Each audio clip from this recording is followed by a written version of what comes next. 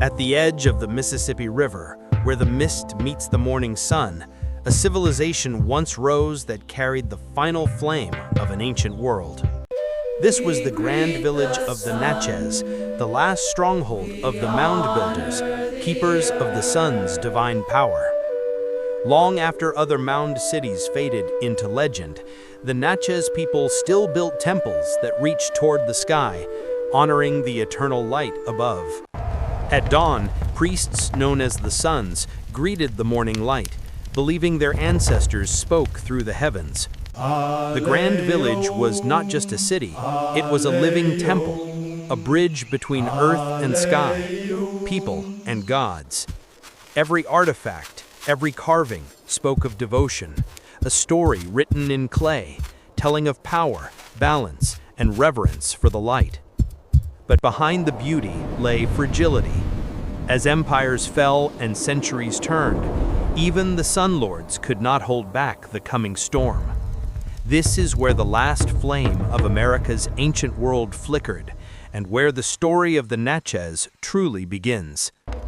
At the heart of the Natchez world stood the Great Plaza, the sacred stage of rituals, feasts, and cosmic alignment. The Natchez ruler was known as the Great Sun, believed to be a direct descendant of the gods. Life Make sure the loop is flowed from tight, the plaza boy. below. Artisans, Like farmers, this, and Master? warriors, Nearly. shaping a kingdom built on tradition and unity. Their land was rich, a gift of the river. Food and trade fueled their influence across the Mississippi Valley. Neighboring cultures brought offerings, honoring the Natchez as a spiritual center of power. Their sacred objects held stories of creation, the balance of earth, sky, and the eternal fire. Day and night, the sacred fire burned, a symbol of the Great Sun's divine duty to keep light alive in a world of shadow. Their city did not just live on earth, it was built in harmony with the heavens themselves. The Natchez world was ruled by order, a society divided by birth, yet bound by sacred duty. At the top stood the noble Suns. Below them, honored warriors and the people who sustained them. Priests guided their rituals, each fire, each prayer, a message to the heavens. Their dances mirrored the motion of the cosmos, every step an echo of celestial design. Even death carried order. When the Great Sun passed, attendants followed him into eternity. To the Natchez, the spirit's journey was not an ending, but a return to the realm of light. But as foreign influence grew, ancient harmony began to fracture. The kingdom that once mirrored the sun now faced the coming storm of history. Then came the strangers, crossing the great river with steel, faith, and hunger for land. The French built forts and demanded loyalty. The Natchez, proud and ancient, refused to kneel. Tension smoldered between two worlds, one seeking dominion, the other fighting for its soul. In 1729, the Natchez struck back, a final stand for freedom, carved in fire and blood. But the response was brutal. Their mounds, homes, and temples turned to ash. Some escaped, vanishing into the forests, joining distant tribes to survive another dawn. Where once the sun ruled, silence reigned. Only whispers of a fallen kingdom remained.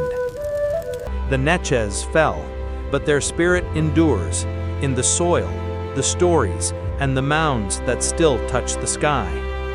Centuries later, the grand village still stands, a quiet witness to the rise and fall of a forgotten kingdom.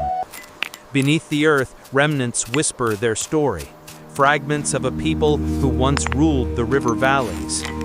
Today, museums hold what time could not erase: tools, art, and the sacred relics of the Sun people. Through research and respect, their world comes alive again. Cities reborn from memory and dust.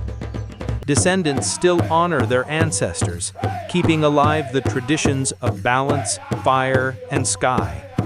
Each generation leaves something behind, a promise that the Natchez spirit will never fade.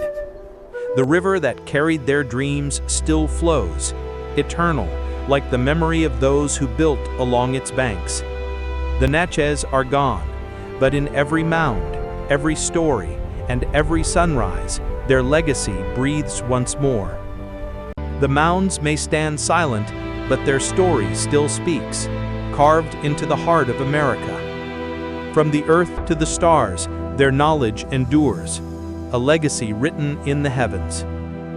To remember them is to remember ourselves, the first architects of this land's spirit. Their cities may have fallen, but their vision still rises, in every sunrise over America's ancient soil. The grand village of the Natchez, the legacy of the Sun People. This is their story, and it's only the beginning.